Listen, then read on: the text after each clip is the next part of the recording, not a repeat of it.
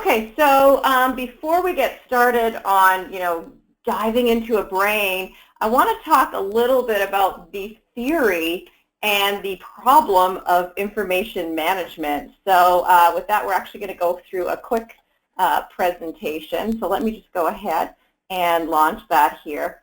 And the whole problem with information overload is a bit of a catch-22 in that, of course, you need all the information you can get to make the best decisions. Unfortunately, the more you have, the harder it is to make sense of it all. And that's mostly our problem today. Oh yeah, there's information. The information's out there. But how do you actually leverage it all? And how do you get to that information when you actually need it, not when you're in the middle of a meeting or you're running off to catch a flight? So getting it when you need it. So the interesting thing about information overload, if you do any research on this, is it's not only the physicality, and by physicality I mean the sheer volume of data we have, but there is psychological and, of course, productivity implications. There's a couple terms. Information overload itself was popularized by Alvin Toffler, the futurist. There's a couple other interesting terms that are appropriate when we talk about psychological implications. One is infobesity. So I guess in this day and age of 24/7 internet, literally we wear our internet with our mobile devices, we're on our computers. You could call us infobesity. So in other words, do we need a diet from all this information? And then there's people who can't get enough.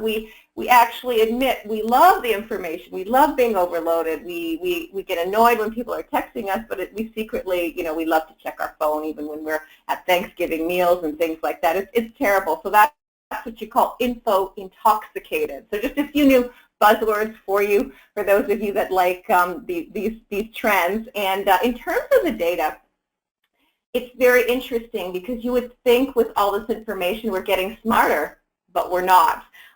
In fact, there's been a lot of really cool research in various universities, Columbia University and so forth, Shana Agar, where the more choices we have, the least likely we are to make good decisions. And we're happy to share some of this research if you want me to email any of it to you. But a couple different studies come to mind. One of them was people were supposed to be doing computational auction bidding, and the more items that they had to bid on, the higher they paid for the items, lo and behold, because they couldn't concentrate. There's also another interesting study where they monitored how many people participated in 401k plans, and they actually gauged how much information they passed out in the presentations. And the more information that was passed out during a presentation, the less likely participants were to sign up. So something to think about for all you sales reps as well, and when you're building company intranets to, maybe we need to be somewhat judicious. Is there a way to be judicious and view the information, but at the same time not miss anything?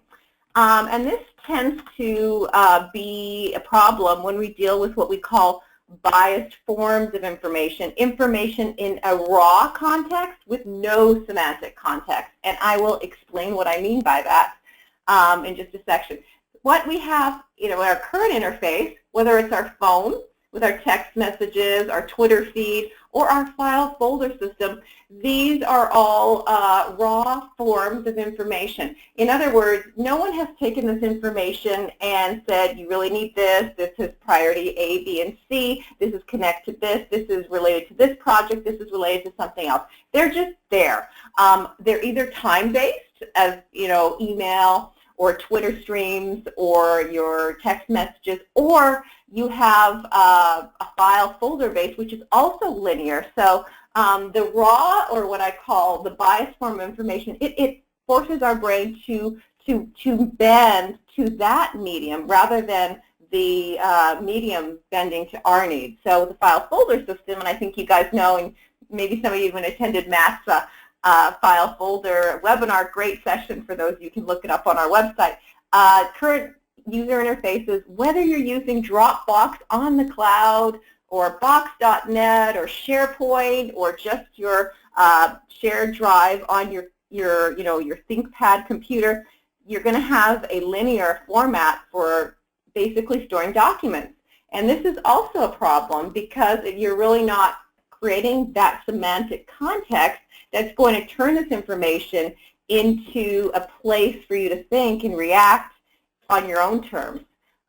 So this is what really we're going to be talking about, strategies of digital sanity, if you will. And what we want to do is become information management supreme. We want to lead the information rather than it leading us. So first step in this, what we like to talk about is knowing thy friend or enemy, depending on whether you love to be inundated or whether you're like, no, stop, I just want to do my job, let's get this under control, is knowing your sources. So for the purpose of today's session, and I will admit these categories are blurred, we're going to make two different distinctions. One of the distinctions is a flow tool. Now, a flow tool is what we showed you with these sort of raw, these information sources coming in. So Twitter, email, IM, phone calls, text messages, Facebook, and I'm actually going to add a few. David Allen would be proud of me, commitments, and just people. So information overload also has to do with tasks and responsibilities, and we'll talk about that too. So your brain will address not just data, but controlling your own commitments in your day. Now, flow tools are wonderful, but the problem with the flow tool is it's like a wave, and you can either surf the wave and have a wonderful, great time with your flow tools, or you can be swept away. And that's where you have capture tools. A capture tool is any type of tool that's going to let you go into the flow, sort of pick what you need, link what you need, create what you need, and you can jump in and out of the flow at your discretion. So just in terms of capture tools, just to be kind of fair to everything that's out there, mind maps, note-taking software, folder directories, that's interesting. I really feel sorry for you if that's your only capture tool. But, in fairness to the directory, that is where we're storing documents. Now, that can actually become a flow tool. I've seen, with some of our clients, the gargantuan file drives that they have. So that's one of those sources that blur the line. And likewise with some of these knowledge management software pieces and information portals, we've actually done implementations. We're connecting all these different tools together because the capture tools themselves have become flow tools because it becomes just another information source. So you can see how varied and how many degreed this can get. So let's get to how we handle this. So before we talk about the tools, we tend to talk a lot about tools, especially being a software vendor. I think it's only fair to talk about the psychology and really what lurks behind it, because if all we do is give you a tool without a psychological or a theoretical framework, you may not get everything that you really want to accomplish. You might still be chugging your brain with all kinds of stuff and not really dealing with information overload. So what we propose here is that you set up rules of engagement for your information sources. This could be, I'm only checking email at a certain time, I'm only focusing on stuff that is going to close my largest deal, or I only take meetings in the afternoons after 2 p.m. So these are all rules. What do they have to do with your brain? Well, you'll see, because we can add these rules, and we're going to be mindful of these rules when we put them in your brain, but they're also just great rules. And there's, I actually tweeted a very interesting article out last night called the six most organized people, six things the most organized people do each day. And this leads us back into David Allen's methodology, where getting it out of your head and putting it into a trusted system. And the article talked about how these VIPs, they're never overwhelmed. They never seem like they're in a hurry. They always have time. Why is that? Well, it's because they have, several different assistants taking care and remembering things for them. So in effect, that's what we all need. We need these digital assistants so that if I want to remember that I have a meeting tomorrow, I can, set up a reminder slot in my brain or have my Outlook calendar remind me, and also if I have a great idea, I need a place to put it. I want to be able to put it in my idea incubation spot in my brain. So even though I can't think about it right now because I'm off to a client engagement, I can come back to that for our Friday meeting where we're actually brainstorming on new products. So that trusted source, getting it out of your head and into a trusted space, that methodology is very common in the Getting Things Done theory by David Allen, which some of you might be familiar with. And then in terms of prioritization, another sort of management guru that talks a lot about this is Stephen Covey and his prioritization matrix. So we can show you a little bit of GTD and prioritization in your brain, and that helps. And so that's sort of the theoretical background. And then when you get into the actual structure of your brain, what we're in essence trying to do is combine an information architecture semantic network with your ability to search. So what that's going to do, you're going to get the powerful search where I'm going to be able to recall anything, at a moment's notice, but not only get that information, but I'm going to see my semantic network, i.e. the linkages and connections that you're making in your brain, so that your search becomes more of a knowledge hub. So now how we do this is you want to map out the multiple contexts that you utilize this information and actually visualize workflows that you have throughout your day. And we're going to show you some examples of that. It sounds very complicated, but it's not. It's ridiculously simple and fun, and you'll feel like you're sort of the king or queen of the world on top of all your data once you're done. And your digital assistant isn't, 10 people, aiding you if you're the president of the United States or some, super celebrity. You have your brain, and that's actually going to be just wonderful. You'll feel great. In fact, a lot of people, I do this myself before a meeting, I will go to my thought on that meeting and I'll just see that wonderful context, and you'll have sort of that aha, that pause amid the storm, and you'll be able to function much more effectively. So we really want the brain to become your cultivated, trusted space so that you gain the freedom to amass the data in a way that you find it when you need it.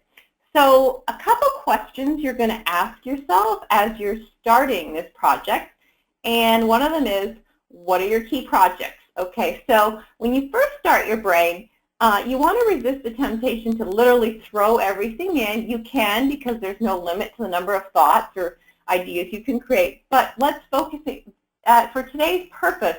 If you are feeling overwhelmed, you want to focus on those key projects. What are the things that are keeping you up at night? What URLs and websites are you constantly launching? What document are you always searching for at the last minute? What are the files you need to access most frequently? How's your information used? And when do you need to use it? So these are wonderful questions. Happy to send these out to you. Now, these are also great if you're building a team brain, because actually go ahead and not only have a brain for individuals, but once you're building a brain, a semantic concept that's shared, you can see how much more powerful that is. So I'm going to go ahead and start my brain. And Matt, before I do, real quick, I just want to check on my volume here if it's working out okay, because I have speakerphone on, but I can go back to actually picking up the phone. No, I think you sound great. Okay. All right, so we're actually going to do something, rather than going into a bunch of examples right off the start, I want to actually start Tableau Rasa with a brand new brain, brand spanking new brain. Just so you can see, it sounds great. I want you to see how real and how easy this is to just tame all the information with this beautiful semantic network you're going to create that we call the brain. So I'm going to entitle this my 2017 My Digital Sanity, because that's what I want to do. This brain is going to keep me sane. Insane in the Membrane, I know that's a song. I should have it playing in the background while we're creating this. But for now, you just have to listen to me. Get my mouse going here. Hit OK. So there were some wonderful templates. In fact, if time in the Q&A, those templates do contain information on GTD, getting things done. There's so much that we have to cover. We'll do a separate GTD webinar, but if you are interested in that, we can go to that template. So just get started with your name, your topic, my digital spandy, my Zen space, my Zen information space, whatever you want to call it.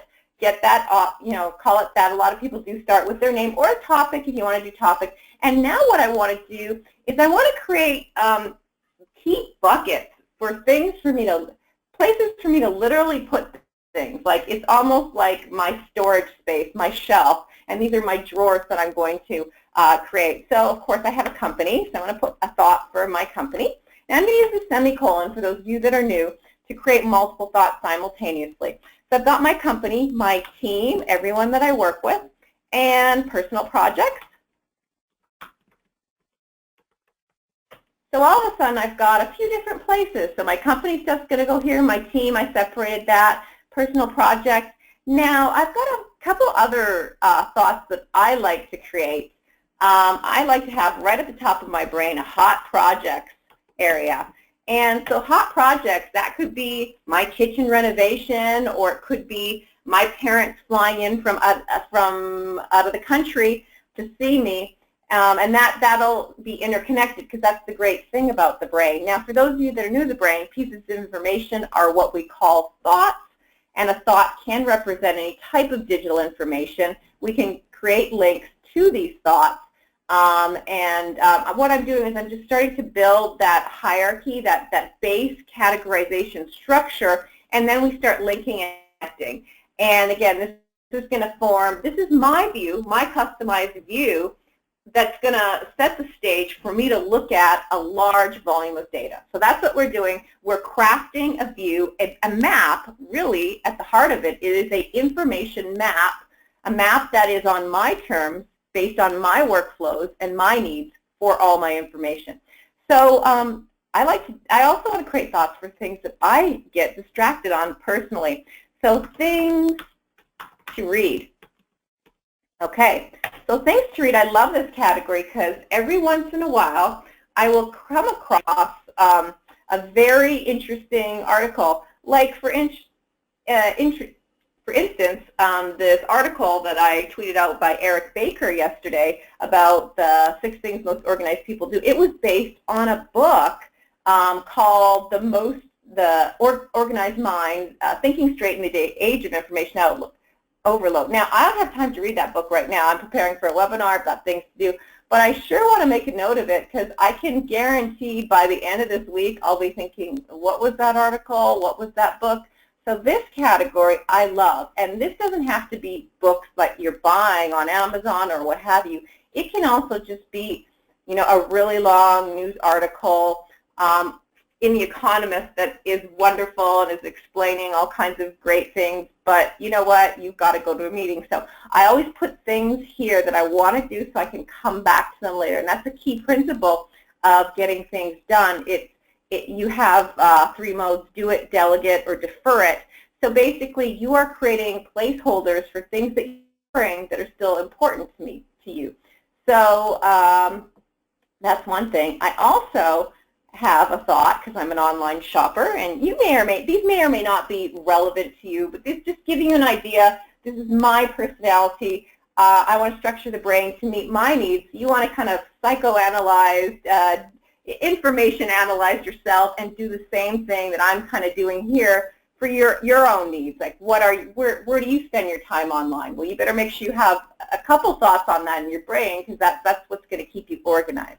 So things I like to buy. And for me, I actually love this category, because I might think of something, for my dad's birthday that isn't until May, but I'll actually have this in my brain. So all of a sudden when May comes around and I'm like, I have no idea, what do I get him? I have this section ready to go. And this is just for all kinds of things. Things I like to buy, maybe things I have to buy. Maybe I'm budgeting for, buying a new cooktop or a car, doing car research. That's all relevant. So now that I've got my structure set up, and it's a very basic structure, we'll go into more advanced.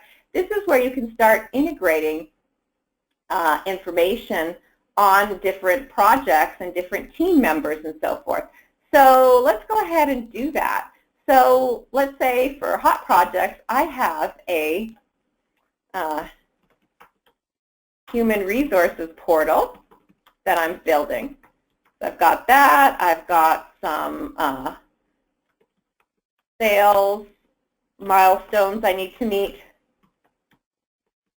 And then I've got, let's say, some real estate projects.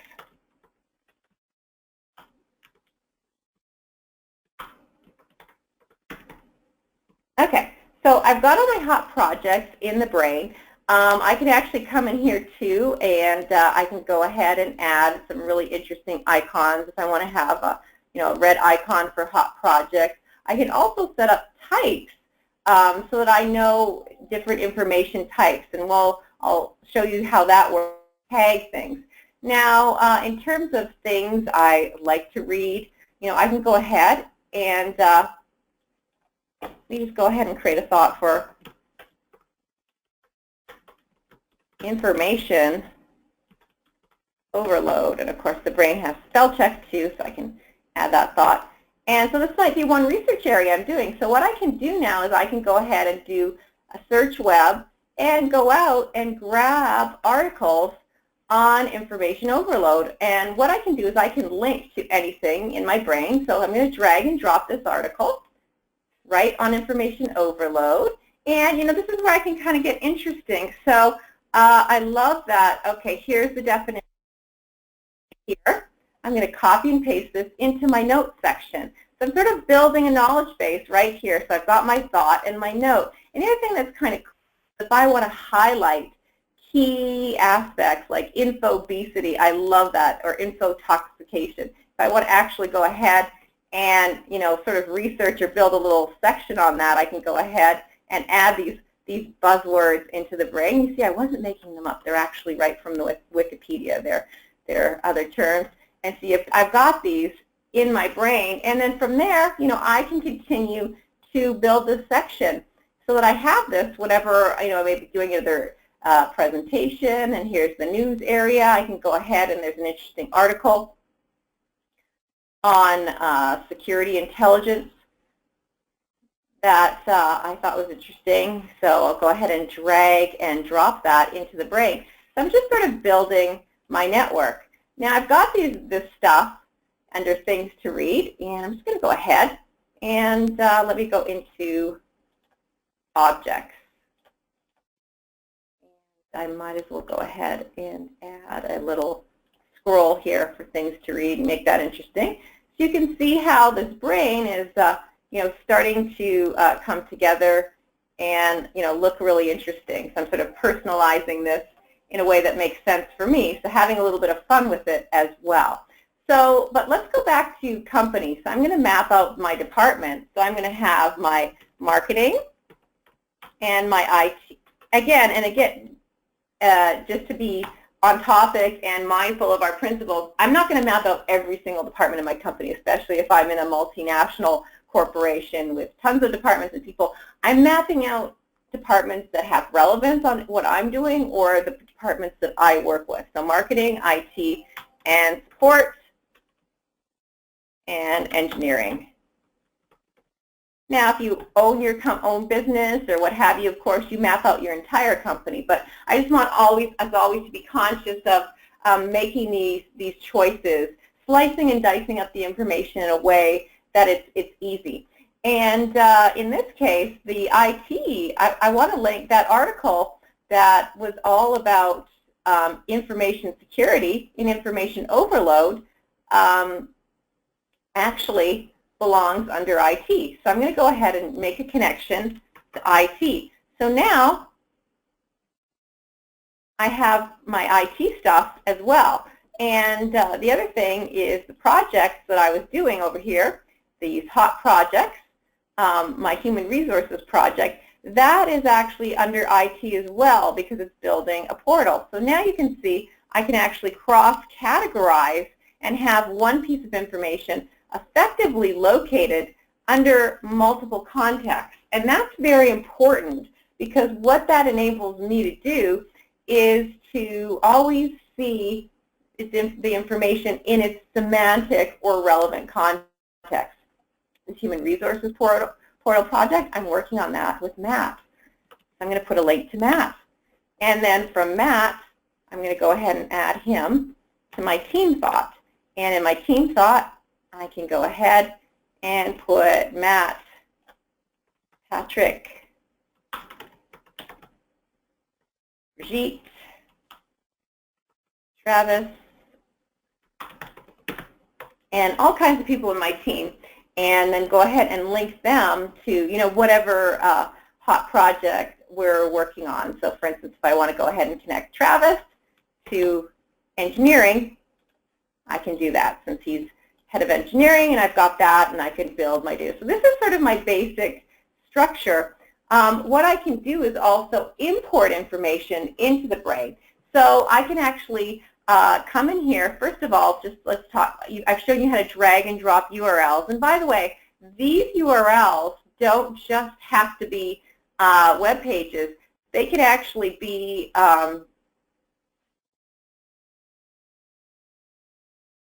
links on a company intranet, or any sort of relative path or URL can be dragged into TheBrain. So again, we can go ahead and go back to my different sections, information overload, and this is just a concept that I have here in things to read, and this is kind of cool too. So this article, Denzel Washington is talking about devices, so I'm going to drag and drop that just by simply dragging and dropping from this into my brain. This is the Patriot. And I can continue to build this, this section very nicely. But the other thing that I can do is, of course, I can drag and drop documents and folders. So I'm going to go ahead and take this. This is my write-up on 2017 Digital Sanity. I'm going to simply drag this document and drop this in my information overload section. What you can see is it makes a shortcut to where that file is. Now I can activate this, and I can actually keep this as a shortcut. But if I want to sync this brain to the cloud so I can get it on my multiple devices, I actually want to move or copy this file.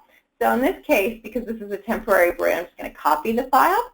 So I've got it there, and you can see how that works. Now I can also drag and drop folders. If I go to projects, if I want to drag and drop anything, let me go into market research here. If I want to go ahead and there's a hot projects folder here that actually is quite good. So if I want to put that in my projects section, let me just go ahead and go back to projects. I can simply drag this folder and drop it, and I'm going to actually put it right on my hot projects folder, or I can put it below as a child. So in this case, I'll put it right above, and you'll see what I get there is a little shortcut. Because I have the icon, it's not showing me the folder. If I didn't have the icon, it would appear like this, or for instance, if I want to drag it on top of another thought. So here, and that's going to launch that folder. Now this is really powerful because, let me link this to sales. For those of you that are dealing with gargantuan file folder drives, like even this section here, and I just cleaned this up. I had to dig 2 levels. It was in my project, market research, customer data, hot projects. That's 4 clicks, right? Okay, but really, I need access to this like right away when I'm on sales milestones. So by having this connection right here, I'm saving time. The other thing that I can do is if I'm really using this folder a lot, I can create a pin. So regardless of where I am, this becomes like my digital dashboard. I can get to that folder and I can launch that folder like pronto. So that's really cool. And then in terms of integrating more information, because after all, we're talking about volumes of information, I want to show you all of our wonderful importing options that we're really just going to go nuts with importing on this session. You can import folders. You can do IE favorites, XML, outlines, other mind mapping programs like Mind Manager and FreeMind, and just have fun. But I think for the purpose of today, importing a folder is quite interesting. So let me go ahead And let's go ahead and go back to File and Import. There's also some very cool template brains, and I'm going to go ahead and grab a folder. And let's go to the desktop and go into My Projects. And yeah, this all looks, key business drivers. This is the folder I want to import. And just to show you what that looks like, well, actually, I'll do the import first. I'm going to put this whole folder in my brain. So let me go ahead. That's key business drivers.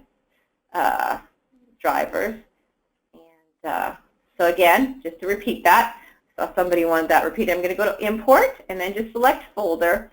And then you can go, you just browse to wherever you want to go. So in this case, My Projects. And then Key Business Drivers. I'm going to hit Save. It's going to ask me, the following operation cannot be undone. Are you sure you want to proceed? I'm going to say yes. So now it's actually importing 7 directories, 18 files, and 19 URL shortcuts pretty quickly. I'm going to confirm that, and there it goes. And I want to show you the way it maps these things out really nicely, very easily. So let's go to that actual folder. It's this folder here, Key Business Drivers. So I've got 5 folders within that one folder, and then some separate documents, and then of course stuff within there. So what it does when you do the import, let me just set this up so you can see both. It's quite nice. I'm going to go ahead and float my brain here. Is you can actually each folder becomes a thought. So acquisitions, which has 2 URLs in it, becomes a thought with 2 attached URLs, okay? And then likewise for all this other stuff. And then my key business driver documents that actually were in that folder appear here in your thought tab where you've got the document. So that I had a employee training plan, Hong Kong Association of Southern California, and sales demographics. So all that just got imported really nicely. And what the import does, by the way, is it's just going to copy all those. So if I don't want redundant data, I would go ahead and then delete that. Or, you know, you might just want to copy it and then start syncing it. That's fine too. Now, if you import a folder and there's stuff in a folder that's attached to a thought that you decide I want as a separate thought so I can further connect it, that's very easy too. You can just drag up. So for instance, sales demographics is now attached to my key business drivers. I actually want that as a separate thought. Well, and this gets into information architecture. How many attachments do you have? One thought versus, you know, its own thought. And the rule of thumb here is if I need to connect this to something else, if it's its own idea and concept that stands on its own merit, then create a thought for it. If it's just, you know, the 10th version of your key business drivers document, then keep it, you know, all together. So you can have multiple attachments per thought, obviously, you can see here. So sales demographics, again, I'm going to link that to my sales area.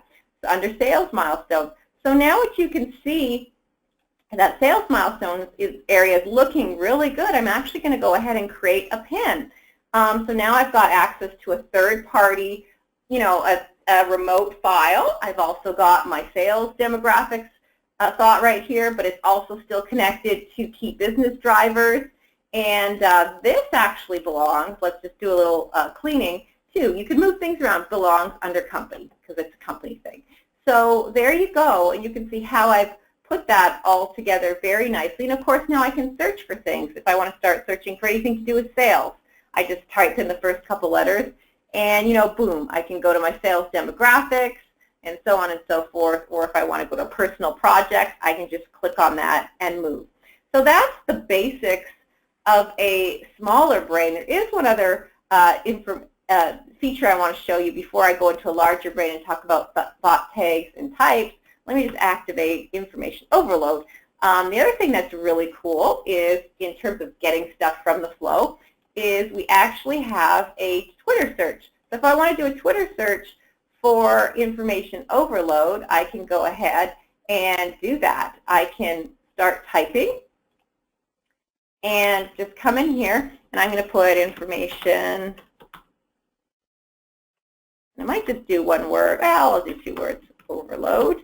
And I could actually add a hashtag to that if I want to, and then do it like this. I could actually create the thought right now or I can just preview that in Twitter. So it's going to launch Twitter, and it's showing me everything that people are talking about with information overload. That's kind of interesting, so I'm actually going to create a thought. So now you can see in my information overload section, which I'm going to pin because it's kind of cool, I've got a Twitter feed, I've got a document, I've got some key terms, I've got some web links, and that's just a nice section that's going to grow and become a great reference for me which I can connect to other things.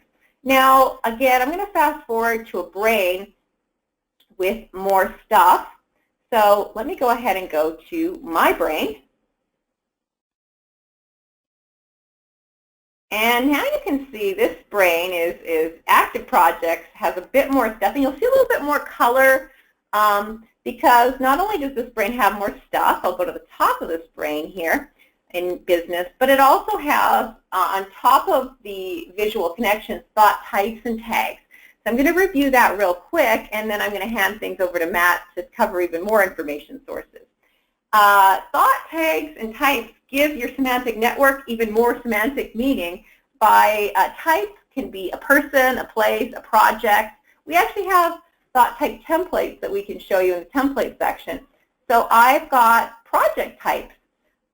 So for instance, if I come in here, I've got a meeting type, and I've got a hot topic, and these thought information types are relevant to me. So if I just want to pull up everything in my brain that's a green lighted project as a thought type, I can do that, and now I can see all my projects that are moving forward that I'm plowing with.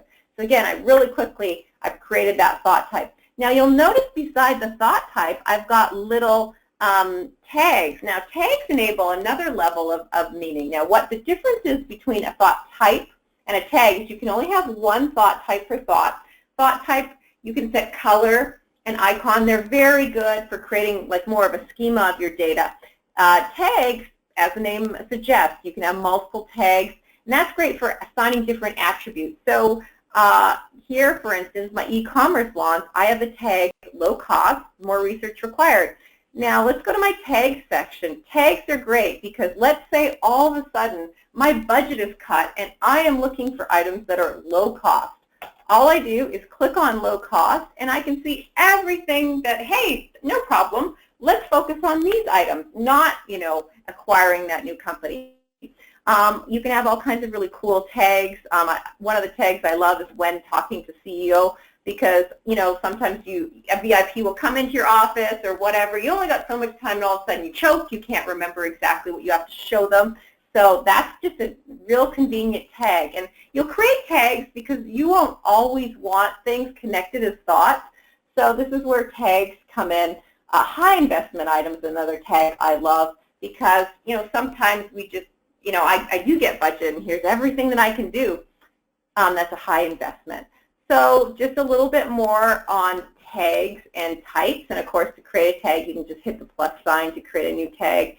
To type something, like this 2015 website project.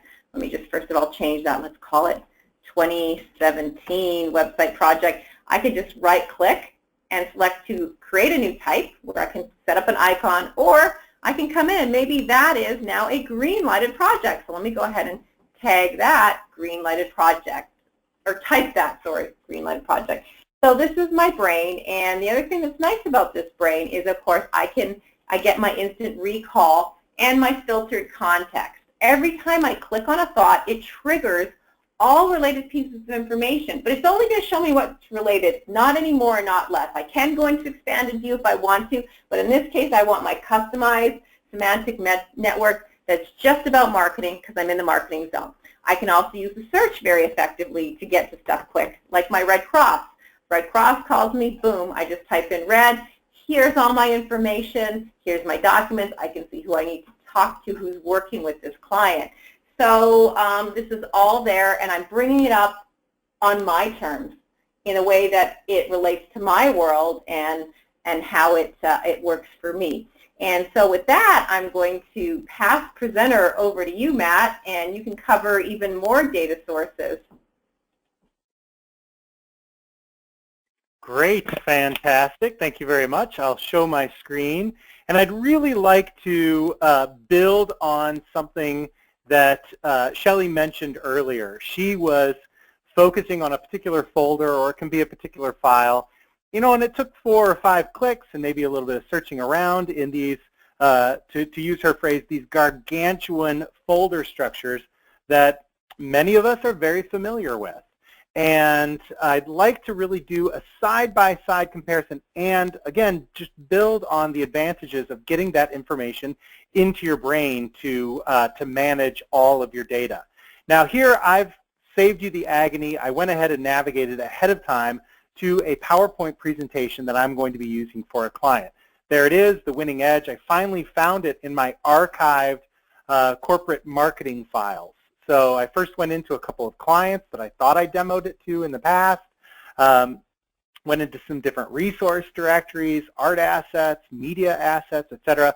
Finally found the folder or the specific file that I was looking for. Now let's go ahead and open TheBrain. And again, I already know it's in marketing, so I'm just going to jump down into marketing. And there's my archived presentations, and here is the winning edge.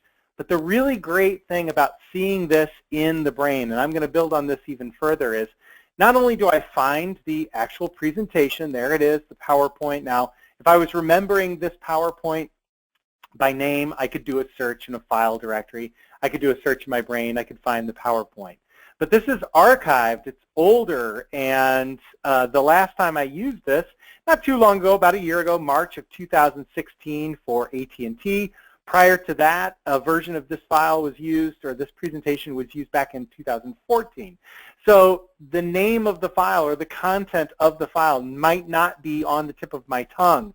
I might thinking, oh, it was called something about the razor sharp something, I don't know. I'm using the wrong words. I can't find what I'm looking for. So here in TheBrain, we can visualize and see all the different links or relationships it may have. I might not remember the name of the file I'm looking for, but I remember that Donnie Liu was actually the presenter. He gave a great presentation for our client, and yes, I've got a link from Donnie Liu over to the winning edge. Fred Baxter actually wrote the presentation for me. I've got a link to Fred as well. So if I need some edits or some updates in the future, I can click on Fred, and in his area, or in this area of TheBrain, I sort of have a mini org chart built out. I can find Fred, see if he can update this content for me, or speak to someone else in his department, etc. So also I can visualize and see the different companies that I actually presented this to. Let's say I'm going to reintroduce a new marketing campaign to our client, Time Warner.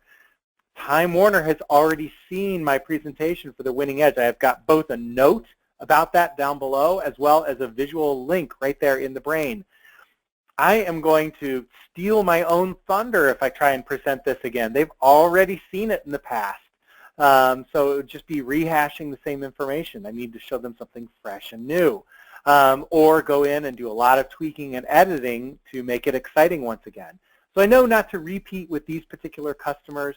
And I've got a new up-and-coming client called InSurge. So I'm going to link the winning edge to, I'll just start typing in the thought name.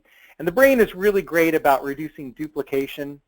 You may have noticed during Shelley's presentation, she's typing in a particular thought name. You get a list of existing thought names so you don't duplicate any content. So I want to link this to my existing client, InSurge. There they are right there.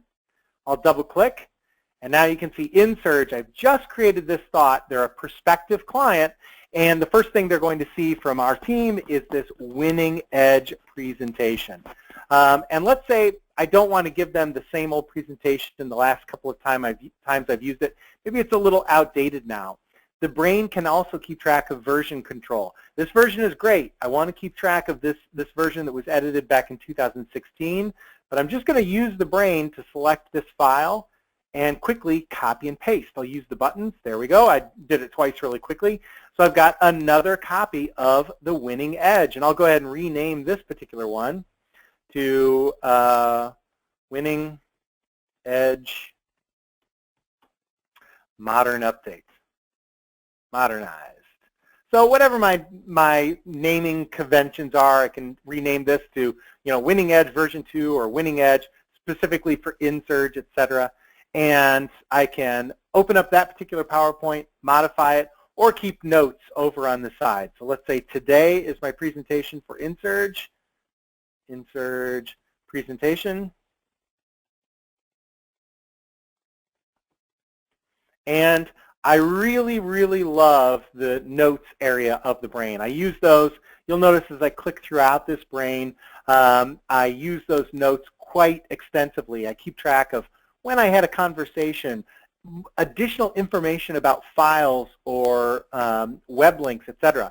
A lot of the content, the files and the information overload that we're receiving is because there's information about the information. I've got further information about these files or about web links, etc. And the brain is really, really great at giving you not only access to the file itself, but a bigger picture of how that file is being used within your business or your organization or within your life. And I can keep notes on the individual files as well. So it's sort of the 1, 2, 3 punch. I've got the file, I can see how it's related to all of my data at my business, and finally, I can keep some additional notes, how things went, if it was a success or not, etc. And I've got a little checklist down below too that I've just recently started about updates that I'd like to do in the future for this. So I recently checked and updated the sales numbers, so that's checked off the list. And let's say today, right before I went into my meeting or a few hours before, I updated the graphics. I'll check that off. And maybe I noticed something else in the data. I want to add some additional information about the future of the company. So this is a really great example, this presentation about why to use our company for their business, etc., that I'm presenting to all my clients. But I also want to talk a little bit more about what's in the pipeline. So I'm just going to add another item in my checklist. I'll just call this Future Vision. So, and when I add that content, of course, I can simply check that off the list. So I really love checklists to keep track of what's happening with my data and what needs to happen in the future. So I've got some additional context that I've added for that file. And now what I'd like to do, I'm going to jump over to this new client that I just created a thought for. And I noticed a lot of questions coming in when Shelley was giving her presentation about all those other disparate information sources. And we mentioned that we're going to be talking about this today. So now's a great time to start bringing in some more data and more information I have about this particular client, but from other sources, not just a typical Word document that I can drag and drop in or a PowerPoint presentation.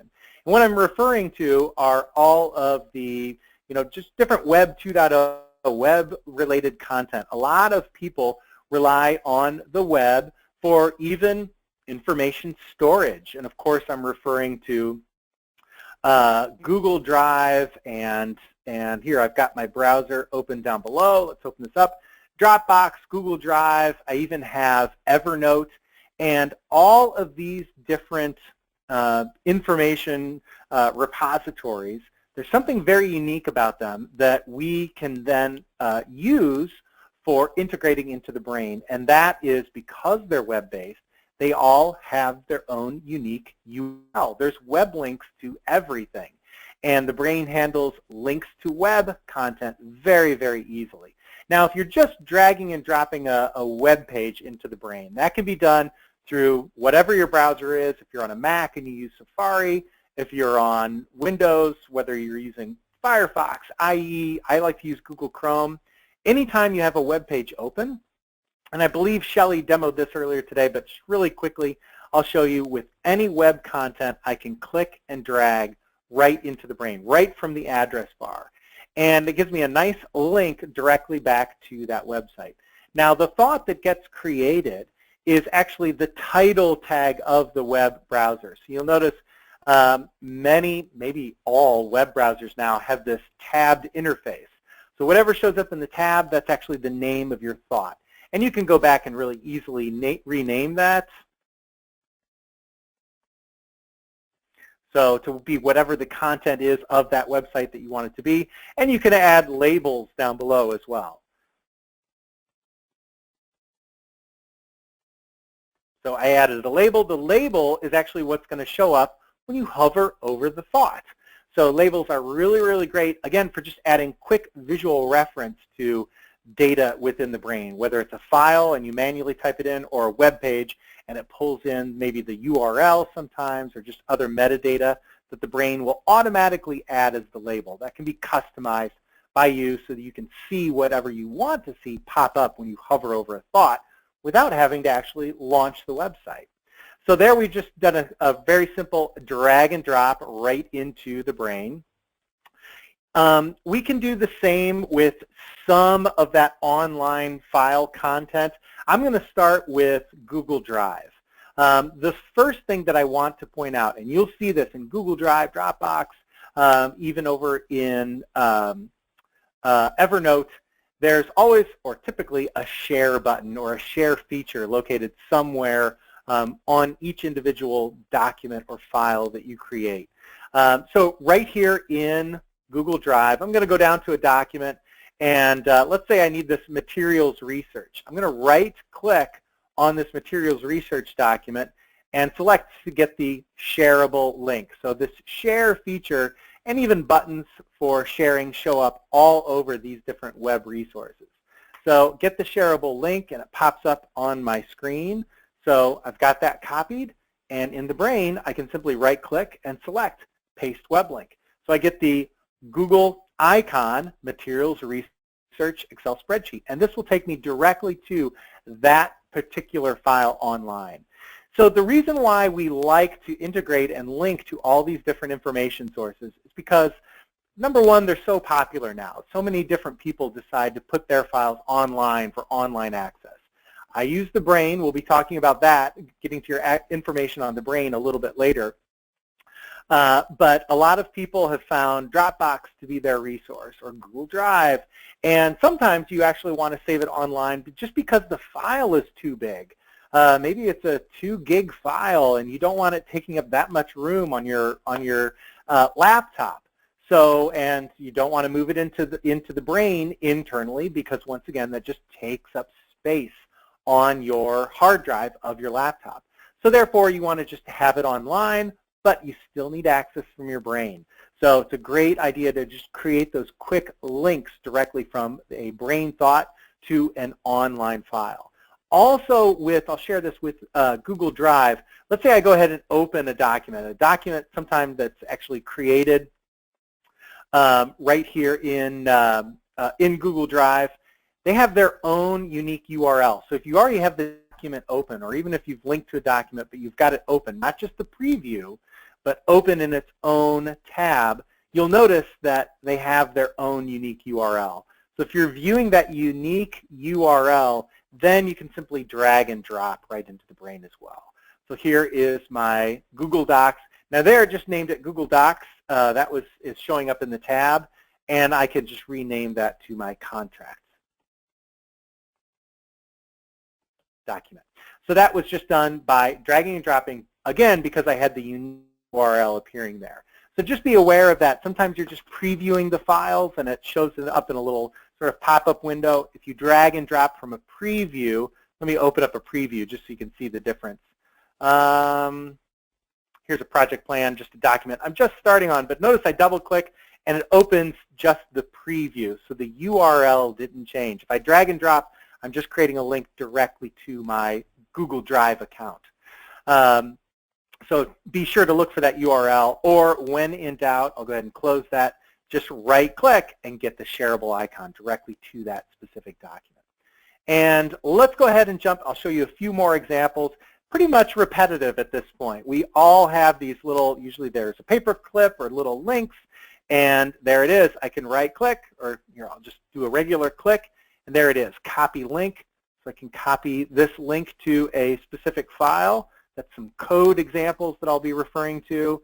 Right-click and paste the web link. And then finally, really quickly, the same process.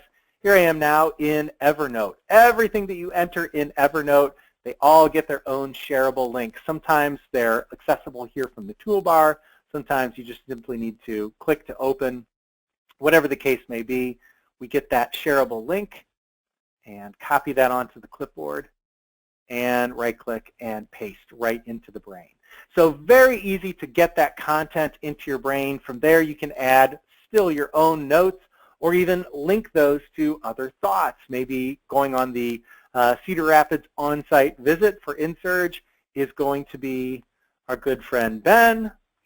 And there's Ben absent, so I'll double click and Ben will be presenting. I'm going to connect him to other thoughts in my brain, etc. So now that I've got a link to that particular item in the brain, it's very easy to expand upon that and show the relationships and see how that particular file or item is linked or related to other information inside the brains that you are creating. And I think, Shelley, that's everything. We're right on top of the hour. So I think that's everything that I wanted to cover today as far as getting on top of all of that information, of the information overload. And let's see if we have any questions coming up in the GoToMeeting panel. So I noticed earlier Matt, can you, I don't know if you can hear me. I'm off mute. Can you hear me okay? Yes, I can. Okay, yes. So one of the questions that came in is about accessing your brain from a mobile device. So a question from Bill, how do we work with on or in conjunction with a smartphone device? So I did let everyone know we have an iPhone app, iPad app, as well as an Android app. But if you could talk a little bit about accessing through all this information on the go through your mobile device through our cloud, that would be great. Sure, sure. And I briefly mentioned earlier that, I don't use a lot of these online web resources, Dropbox, OneNote, Evernote. I use TheBrain. All of my files go into TheBrain, and if I need online access or to share those files with Shelley or with other colleagues, then we share them through an online brain. So just as you have access to all of, I think not OneNote, but Google Drive, for example, there's a directory here on my C drive where I've got all the files and folders and things that are being reflected on Google Drive. Everything I put in there, once Google Drive sync kicks in, I've got online access. The brain can work in very much the same way. So all of my content goes into the brain, and everything that Shelley and I have done today have been here on our own local machines. So Shelley and I are both on PCs today. All this information local on our PC. And now I'm going to actually go ahead and click on Sync and sync this particular brain up to the cloud. So you can see Sync kicks off in the background.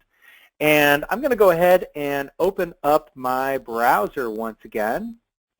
And let's go ahead and log in at TheBrain.com. So at our website, I can log into WebBrain. And I will log into my account and show you side by side. Here's the online version, and so I'll go on over to my account page. Now I've got a lot of different brains that I collaborate with Shelley on, brains that I'm using on my own, other brains that I use for different types of demos. But whatever brain I'd like to access online, I can sync to the cloud. And now that I've synced this brain to the cloud, I'll go ahead and open up. Here's my eSolutions Consulting Brain online. So now I can click down through clients and clients by service level. So I can go into my gold service level clients. There's Time Warner, and there are the different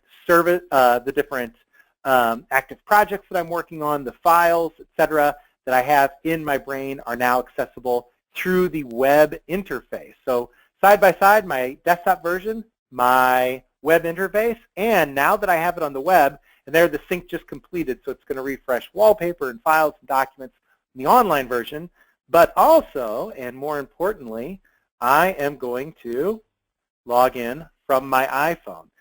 So a lot of great options there, and of course there's much more information on using the brain for your mobile devices on our website at TheBrain.com. Just go to the products area, and there's links there to the Google Play Store and the App Store, so you can download the appropriate version and start accessing your brain online. All right, great. And we have a couple more questions. So we are going to go into overtime. For those of you that do need to leave on the hour, we want to thank you for all the great questions, for participating. And to actually, Tom's point, he's like, wow, there's a lot of great information. Can you slow down? Can I go back to this? There is a recording. Sorry, Tom, we are going fastest. And I want to point out, this isn't a 101. What we try and do in the webinars The main event ones is just overload you with a ton of information on to inspire you. Now, if you actually want to go back, we have a recording that will be available. You'll automatically all be emailed that recording tomorrow, but we also have a page on the Brain site and in events about recording. But the other option too is to attend a Personal Brain 101 class tomorrow, Matt's class, Friday at 10 a.m. Pacific, 1 p.m. Eastern time. And there we build the brain from ground up. The class size is a lot smaller, so you can really get your questions demoed and so forth. But just back to our topic today, we're going to continue because there are a few more questions in the Q&A. So we're going to go for another 5-10 more minutes. So feel free to chat. We're going to try and get to as many questions as we can. So I actually want to go back to a question that came in earlier from Steve about have you ever thought of adding an email client or task reminder to the Brain? So we don't have an email client, although you can drag and drop emails into your Brain. We do have a reminder option. You can set reminder thoughts. So Matt, if you want to show Steve how to, and of course that's very much on topic because the whole idea of getting things out of your head into a trusted place, well, you know what? Sometimes we need to be reminded, and the Brain will enable you to do exactly that. Absolutely. So right here from the calendar, if you look at your Brain tabs down below, we've talked a lot today about adding notes. The Thought tab is where you can see all the attachments, whether they're shortcuts or internal attachments or links to web pages. You've got a Tags and Types tool tab down below where you can manage those features. And let's just jump right over to the calendar. So the calendar is really great for adding a reminder. For each individual thought, or any individual thought, I can click on the Add and add a reminder for that particular thought. So let's say next week is going to be my first client presentation. And I'll select the date. So that's going to be, we'll say, on the 16th. And I can create daily reminders, weekly reminders, a lot of great things that you can set up here. I'll speed through this really quickly. Let's say this is a one-time reminder, so it doesn't repeat. And I want the reminder to come in, we'll say, 1 day before. So on the 15th at 11 o'clock, I'll receive a little pop-up window. I'll go ahead and say Save. And I'll be reminded of that particular event. So just a nice little pop-up window.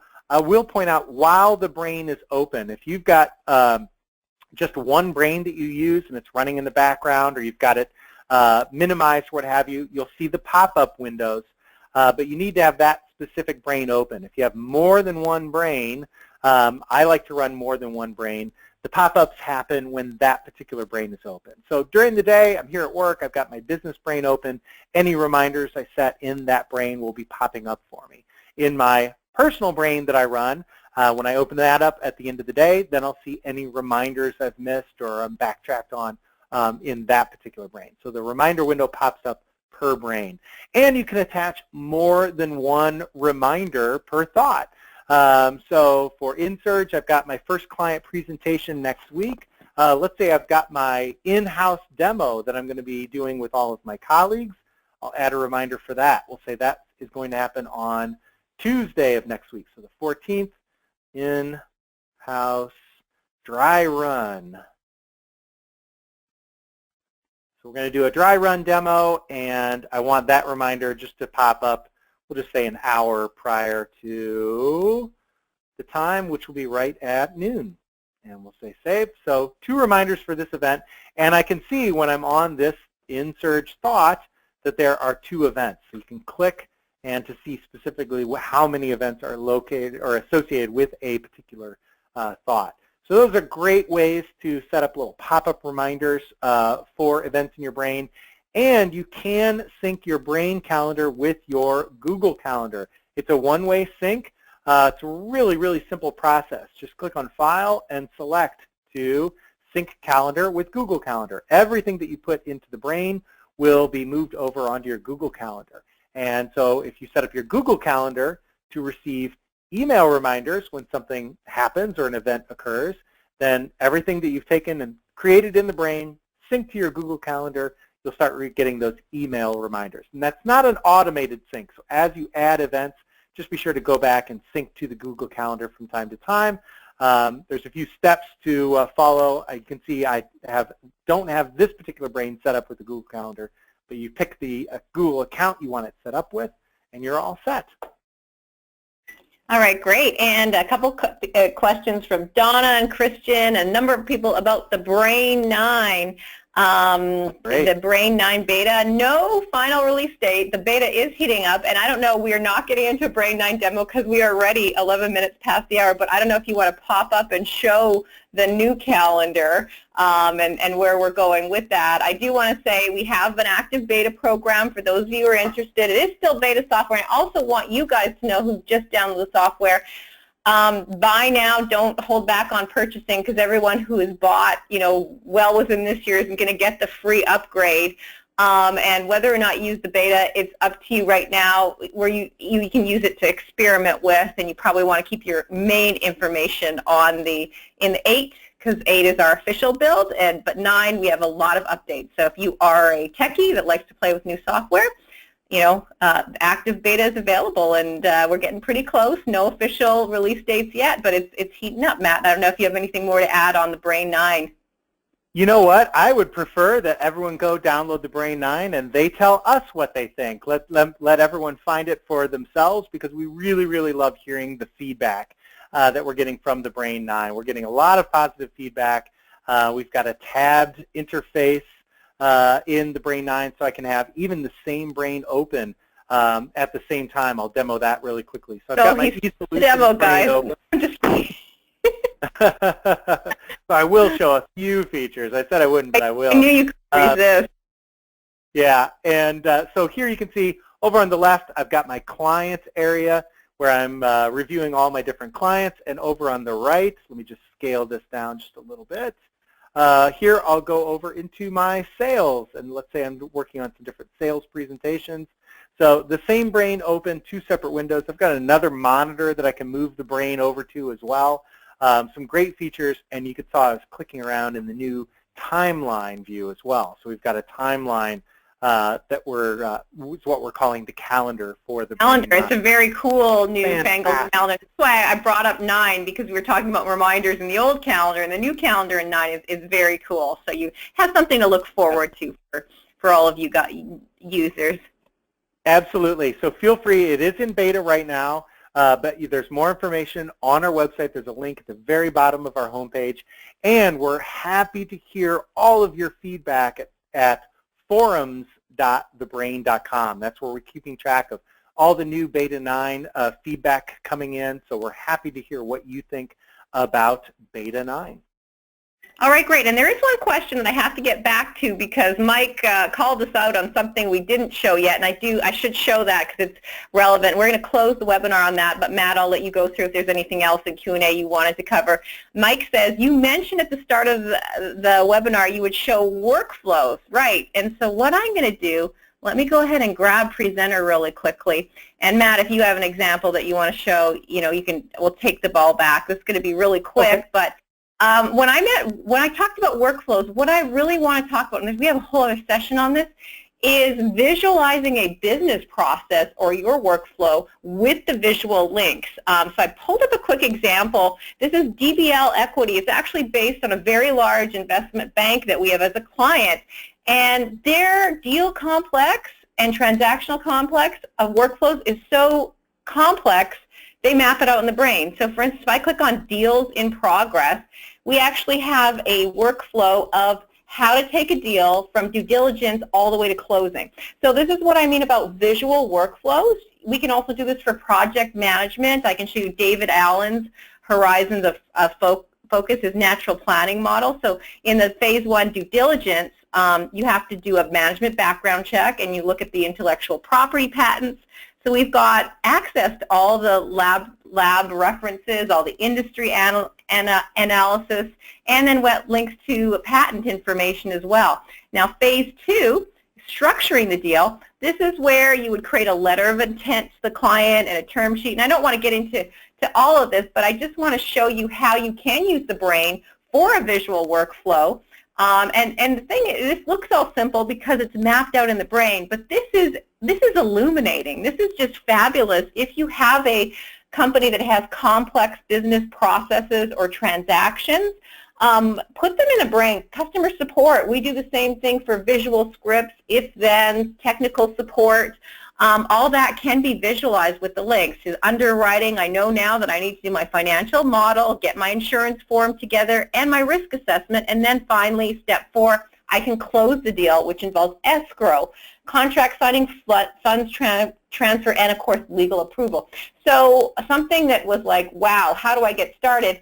This type of brain has enabled this company to cut training time in half, as well as expedite the closure of deals, because people, they know what to do. They have a process and they visualized it in the brain. So that's what I mean about workflows, in that sense, the visual workflow that you might have as an individual or as a company. And Matt, I don't know if you have anything more that you want to add to that.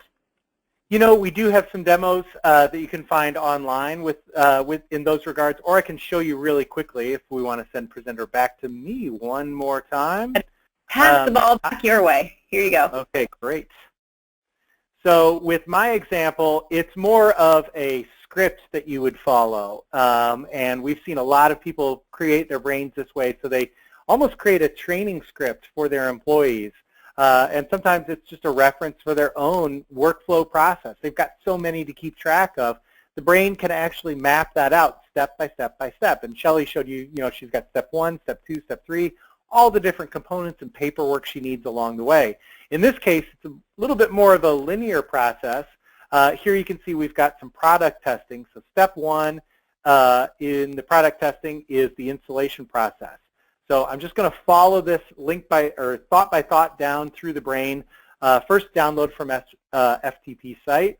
Was it a success? And notice my links are directing me which way to go. If it was a success, yes.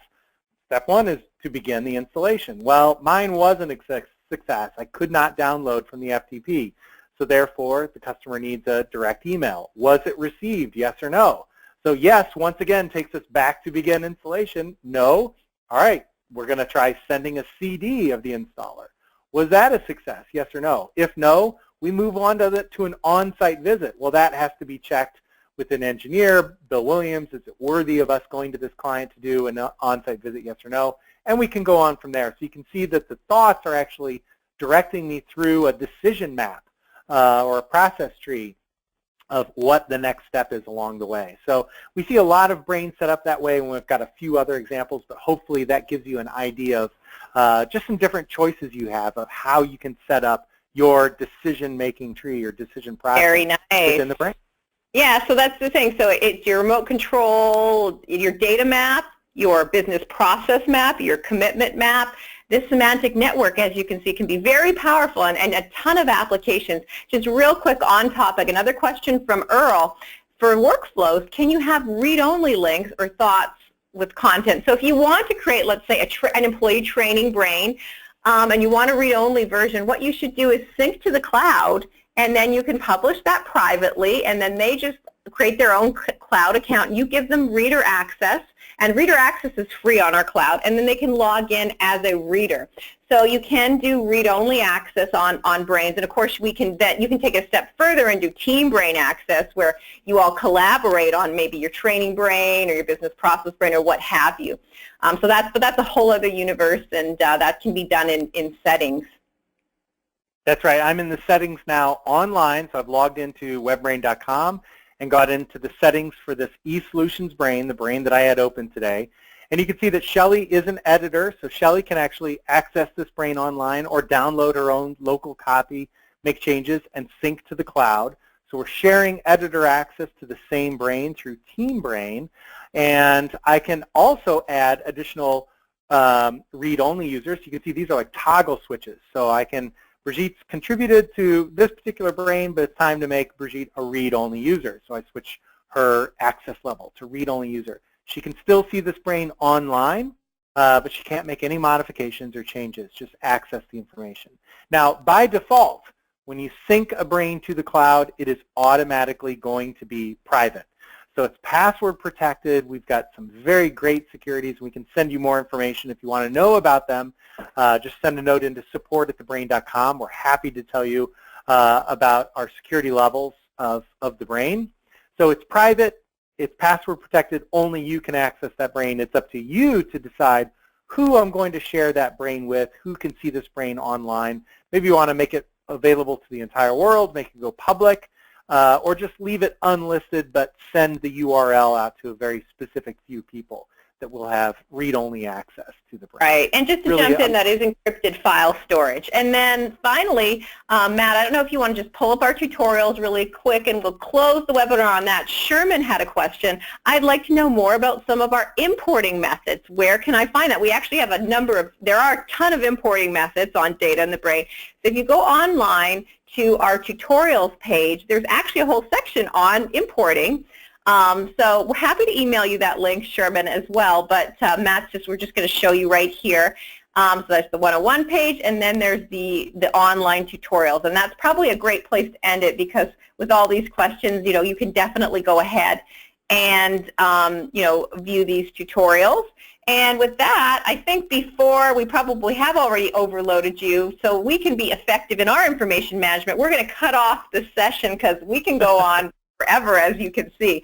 But so we're going to close it. I want to thank everyone for joining us. Matt, any final words of wisdom on info obesity, information overload, info intoxication, or just the brain 9 or whatever? Let us know. Well, I like that you did point out that we every Friday have a Brain 101 class. If today went a little too fast, a little too much information, you're just getting started with the brain, please join me tomorrow for the Brain 101. You can sign up on the homepage of thebrain.com, and I'm going to be talking about just the basics, creating thoughts, adding attachments, creating a brand new brain from scratch, just to see, to show you how quickly you can get started using the application, using a really valuable digital reflection of your own organic brain. So that's the Brain 101 that happens tomorrow and every Friday. Please sign up.